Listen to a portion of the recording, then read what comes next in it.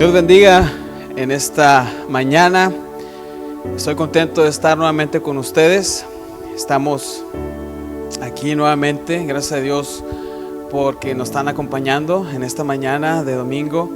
Y yo sé que el Señor nos va a seguir bendiciendo mediante su palabra. Yo sé que ustedes ahí en casita tienen su Biblia a la mano, tienen su cuaderno para apuntar y tienen también un corazón dispuesto para escuchar la palabra del Señor. Así que prepárese para aprender. Todos aprendemos en este momento. El Señor quiere enseñarnos de su palabra. Amén. Estamos en este estudio de las iglesias del Apocalipsis. Estamos en este estudio de las 7 iglesias que está en el capítulo 2 y 3 de Apocalipsis. Y hoy en este día vamos a empezar con la iglesia de Esmirna. Ya hemos estudiado anteriormente la iglesia de Éfeso y el Señor nos hablaba y nos decía que debemos de regresar a nuestro primer amor. Así que el Señor quiere que regresemos a nuestro primer amor, pero hoy vamos a ver la siguiente iglesia que es llamada la iglesia de Esmirna y está en el capítulo 2, versículo 8. Dice: en el nombre de Cristo Jesús, y escribe el ángel de la iglesia en Esmirna. Amén. Esta iglesia en Esmirna, la palabra Esmirna se deriva de la misma raíz de la palabra mirra. Mirra es una especia aromática que al machacarla suelta su olor. Esta especia se utiliza para embalsamar. Se coloca en el cuerpo de la persona ya molido y despide su aroma. Pero para que pueda despedir su aroma necesita ser molida. Entonces Esmirna, un significado puede ser que es una iglesia molida. Amén. Para darles un poco de historia, Esmirna era una ciudad importante, era una ciudad rica. Estaba en un lugar donde tenía una ruta comercial que era entre India y Persia. Tenían comercio con Roma. Esta ciudad era muy rica, era rica en comercio, como les decía, no así rica espiritualmente. Estaba totalmente acabada espiritualmente. No así la iglesia de Esmirna. La iglesia de Esmirna era una iglesia rica en el Señor. Amén. En el periodo de esta iglesia de Esmirna es muy probable que haya sido el tiempo de mayor persecución que jamás conoció la iglesia de Cristo. Por eso el significado de una iglesia molida. Satanás en ese tiempo desató un violento ataque sobre esta iglesia para que esta iglesia no prosperara. Satanás vio que esta iglesia, aunque era atacada, ellos salían a predicar el evangelio y Satanás se sintió amenazado porque él quería reinar o poner un imperio mundial de maldad. Pero Satanás recibió una lección. Satanás quería destruir a la iglesia, quería destruir a todos los cristianos en ese tiempo. Y yo sé que hoy también lo quiere hacer. Pero con el Señor tenemos la victoria. Amén. Satanás recibió una lección. No tuvo éxito en esos planes, como hoy tampoco va a tener éxito en los planes de querer destruir a la iglesia de Cristo, aunque sea perseguida o esté sufriendo. Satanás recibió una lección. Se dio cuenta que cuanto más se perseguía a la iglesia, más la iglesia crecía. En cuanto más era atacada la iglesia, más pronto se recuperaba. En ese tiempo de persecución a esta iglesia, el Señor dio paz, dio amor y sabiduría para que pudieran seguir adelante en el camino del Señor. Por eso el Señor no tiene ninguna condenación hacia esta iglesia, porque era una iglesia fiel. Nosotros, así como esta iglesia, debemos de ser una iglesia fiel. A pesar de que seamos perseguidos, a pesar de que tengamos aflicción en nuestro corazón, debemos de ser fieles a Dios. No obstante, Satanás buscó la manera para destruir esta iglesia, pero se dio cuenta que al perseguirla no era una mejor opción, porque la iglesia crecía día con día. La iglesia de Esmirna sufrió 8 de los 10 periodos de persecución de los emperadores romanos, como lo dice en el versículo 10 del capítulo 2. Dice: y tendréis tribulación por 10 días. Esta iglesia, de esos 10 días, espiritualmente hablando y proféticamente hablando, sufrió 8 días, 8 periodos de persecución. Esta iglesia lo sufrió. Y uno de los emperadores que se le considera el peor fue Diocleciano. Y este emperador hizo quemar muchos escritos de la palabra del Señor en muchas ciudades importantes en Roma. En el siglo 2 y 3 de esta iglesia fue en el tiempo en que los emperadores romanos tomaban a los cristianos y los metían o los aventaban al anfiteatro y eran devorados por los leones. En ese tiempo también los cristianos fueron muertos con brea, fueron hervidos en aceite, entre tantas muchas otras cosas que hacían.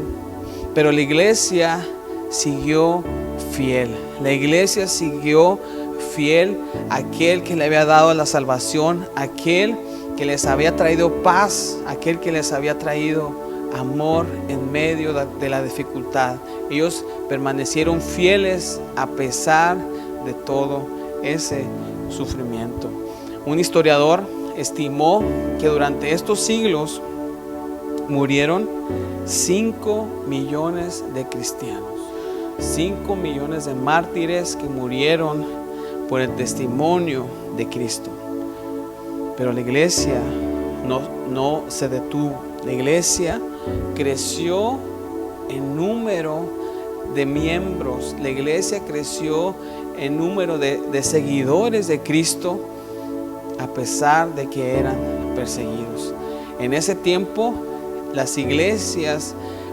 muchas iglesias fueron establecidas en diferentes lugares del mundo. En ese tiempo, la Biblia se tradujo a diferentes idiomas.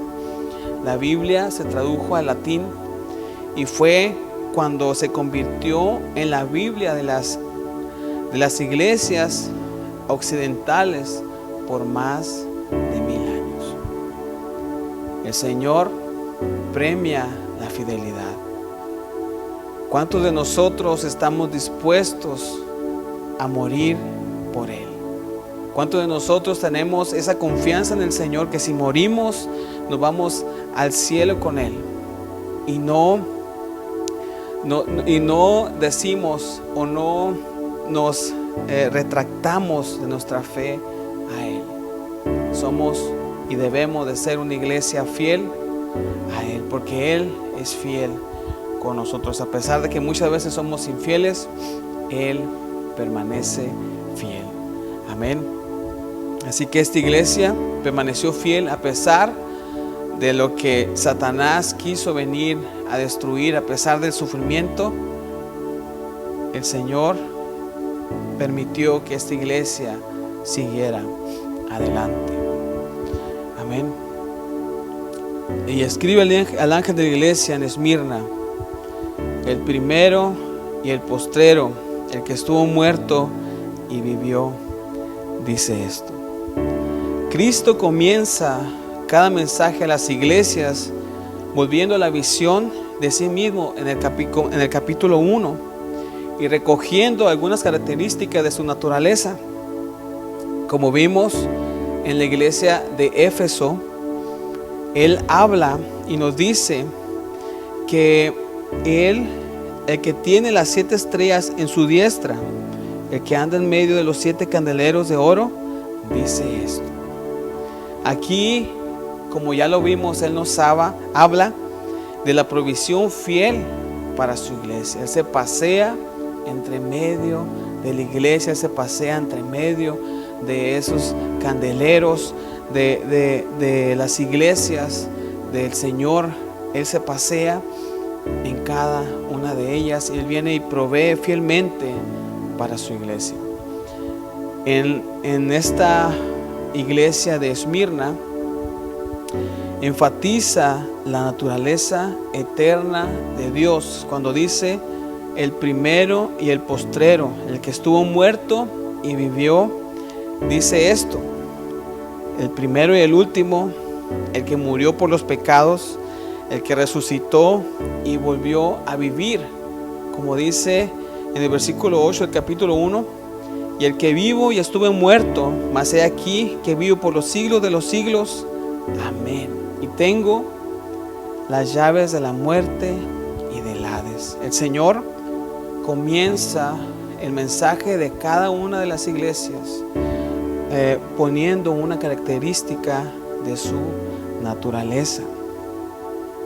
Aquí podemos ver nosotros la característica única de los cristianos, que servimos a un Dios vivo, un Dios que vive y reina para siempre. ¿Cuántos pueden decir amén a eso? El Señor vive y reina para siempre. Por eso Él puede actuar en este momento a favor de sus hijos. En cualquier lugar que usted esté, el Señor puede actuar, porque nuestro Dios está vivo. No adoramos a una imagen hecha de madera, no adoramos a una imagen hecha de bronce, de oro. Adoramos a un Dios vivo que reina. Él estuvo muerto, pero Él vive y está sentado a la diestra del Padre, intercediendo por cada uno de nosotros. Amén. Así que usted siéntase confiado, si es cristiano, si es hijo de Dios, siéntase confiado, porque el Señor siempre está con nosotros, porque Él es un Dios vivo. Amén. El elogio de esta iglesia, versículo 9: yo conozco tus obras. El Señor te dice: yo conozco tus obras. Para Dios no hay nada oculto. El Señor conoce tu caminar, el Señor conoce lo que haces y lo que dejas de hacer. Así como el Señor conocía el corazón de esta iglesia de Esmirna, Él conocía el corazón de cada uno de los servidores de esta iglesia. Él conocía cada uno de los miembros de esta iglesia. El Señor le dice: yo conozco tus obras y tu tribulación. El Señor te dice: yo conozco por lo que tú estás pasando. Yo conozco, yo sé de tus sufrimientos. A mí no se me esconde nada. Yo sé lo que tú estás pasando y yo quiero hacer algo en tu vida. Tú no estás solo, yo estoy contigo. Dice el Señor: sé y conozco también tu pobreza. Pero el Señor le dice: ¿sabes qué? Tú no eres pobre, eres rico. Mas sin embargo, tú eres rico. Muchas veces podemos sentir la pobreza, podemos sentir que nos faltan cosas, pero teniendo a Cristo, lo tenemos todo. Así pasaba en esta iglesia. A pesar de que esta iglesia se dice que era pobre, aunque vivía en una ciudad próspera, la gente de su alrededor, sus líderes, aborrecían a los cristianos y no permitían que ellos pudieran tener un nivel económico estable. Ellos trataban de que los cristianos no prosperaran. Pero esa artimaña de Satanás no pudo contra esta iglesia, porque esta iglesia era rica espiritualmente. ¿Cuántos de nosotros muchas veces nos preocupamos por lo que vamos a tener que comprar el día de mañana, o por lo que necesitamos? Solamente poniendo nuestra confianza en el Señor vamos a poder seguir adelante. Aunque nosotros tengamos necesidad, lo ponemos en la mano del Señor y yo sé que Él va a proveer. Así como esta iglesia era pobre, ¿verdad?, pero era espiritualmente rica. El mensaje a esta iglesia es el más corto de todas las iglesias. Sin embargo, es uno de los elogios más grandes, porque Cristo no la condenó. Recordamos en la condenación de Éfeso, que el Señor le decía a esta iglesia: yo sé que eres trabajadora, yo sé que te preocupas por hablar la palabra del Señor, yo sé que te apartas de los malos, yo sé que pones a prueba a aquellos que dicen ser apóstoles y no lo son. Pero el Señor le dijo: tengo contra ti que has dejado tu primer amor. A esta iglesia no le encuentra ninguna cosa que condenar. El Señor miró a esta iglesia fiel. Aunque esta iglesia era perseguida, el Señor le dio la capacidad de poder soportar mucha persecución. Aunque esta iglesia, el Señor menciona que es pobre, pero el Señor al mismo tiempo le dice: tú eres rico, no te sientas pobre, porque tú eres rico. Pobre en lo material, pero rico en lo espiritual. Se dice que la iglesia de los primeros 3 siglos estuvieron marcados por la pobreza material y el poder espiritual. Mientras que hoy en día muchas veces es al revés. Muchas veces es al revés. Muchas iglesias tienen mucha prosperidad, pero están apagadas espiritualmente. Muchas iglesias se preocupan tanto por lo material, hablan de prosperidad, pero su espiritualidad está decayendo, o su espiritualidad es nula. Y es triste, pero real. El Señor le dice: eres pobre, tal vez materialmente, pero es rico espiritualmente. Amén. No importa tu situación económica, no importa que tengas necesidad. Todos tenemos necesidad. El Señor provee siempre a sus hijos. Dice: no hay justo desamparado ni su simiente, ¿verdad?, que mendigue pan. No he visto justo desamparado ni su simiente que mendigue pan. Así que no importa tu situación económica, es el principio divino. Tú eres rico en el Señor. Amén. Yo sé que tú eres rico en el Señor, porque los ricos no pueden comprar el gozo, la paz, la felicidad, el contentamiento. Tal vez lo puedan comprar temporalmente, pero con el Señor todo esto lo tenemos. Con el Señor todo esto viene integrado en la salvación. No quiere decir de que nunca vas a sufrir tribulación. Claro que sí, lo estamos viendo en esta iglesia de Esmirna. Pero el Señor siempre nos da la salida, siempre está en control de todo, porque Él es un Dios de amor, de paz, de benignidad, un Dios que siempre nos lleva de su mano, a pesar de lo que tú estás pasando, a pesar de que estás sufriendo, a pesar de que sientas dolor por algo, a pesar de que tengas alguna persona enferma, a pesar de que hayas perdido a alguien. El Señor conoce tu sufrimiento y Él te dice que no estás solo. No estás solo. Solamente entrégate los brazos de Él y Él va a venir y darte paz, esa paz que sobrepasa todo entendimiento. Así que entrégate a Él, entrégate a Él.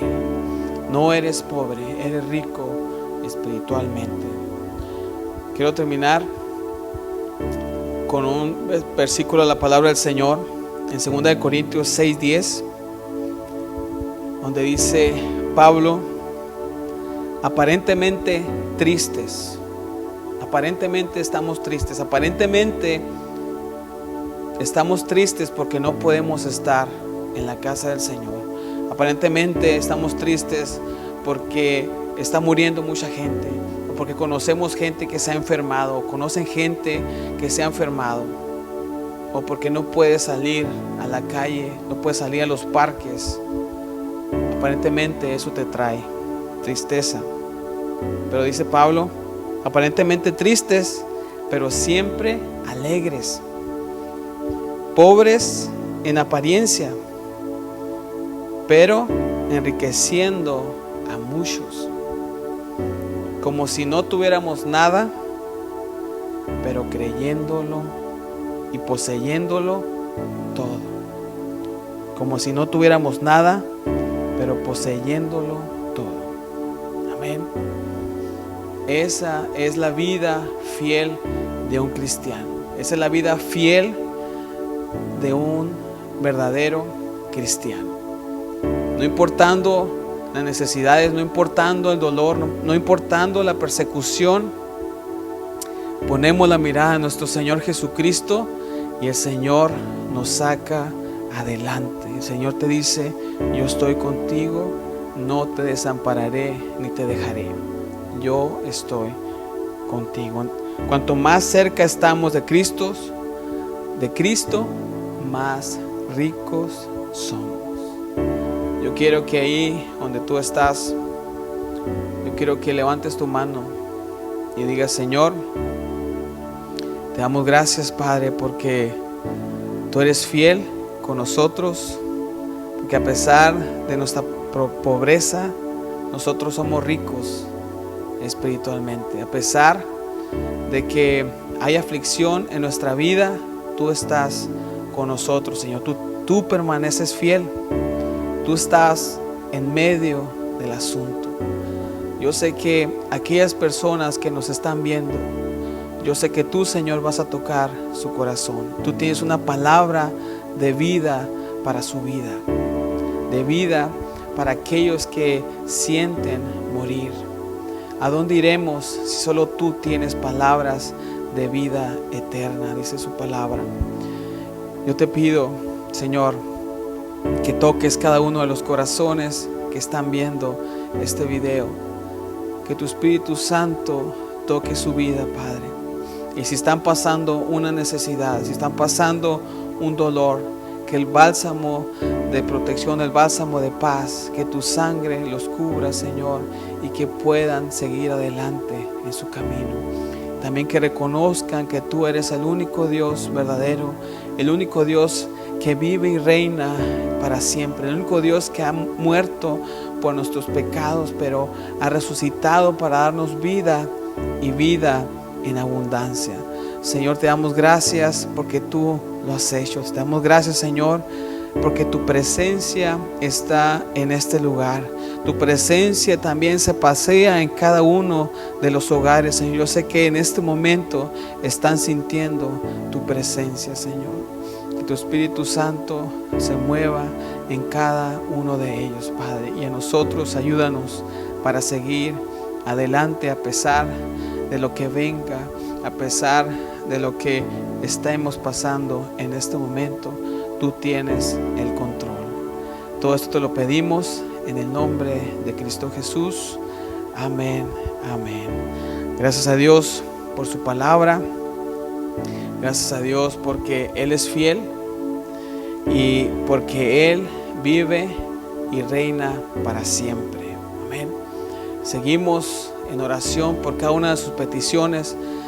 Damos gracias a Dios por las peticiones que usted ha hecho en nuestras redes sociales. Seguimos orando, y si tiene usted alguna necesidad, alguna petición, no dude y ponga una petición, comente ahí y nosotros vamos a seguir orando por ustedes. Iglesia, permanezcan fieles al Señor.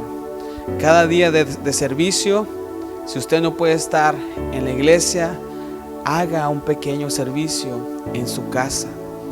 Si empieza el servicio a las 6 de la tarde, como era habitualmente, usted empiécelo a las 6, termine a las 8, como era nuestra rutina, o a las 9, lo que el Señor le guíe. Pero no deje de buscar al Señor. En este tiempo, Dios está probando la fidelidad de nuestra iglesia.